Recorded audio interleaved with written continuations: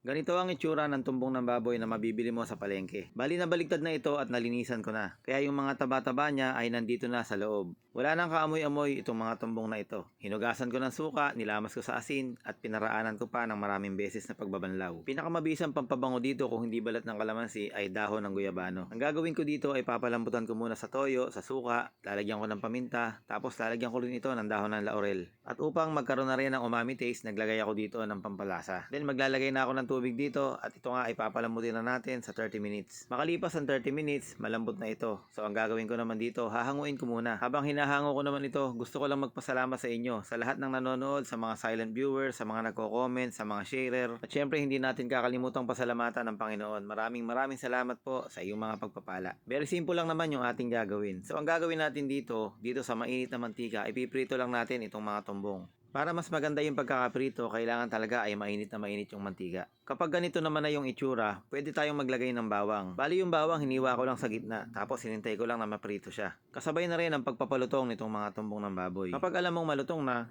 it's time para hanguin na. Para sa ganitong crispy tumbong, mas maganda kung meron kang kapartner na suka na may sili, may bawang, may asin, may betchin, bahala ka na. Kung ano lang yung prepare mo sa usawan, ay doon na kayo magkakasundo nito. Sa mga susunod nating video, sana may mag-request kung ano naman yung gusto nilang iluto ko. Kung wala ka naman request at hinihintay mo na lang yung susunod kong video, baka naman pwedeng matanong kung taga saan ka. At ngayon pa lang papasalamatan na kita. Kapag sinare mo tong video, si Lord na ang bahala sa'yo.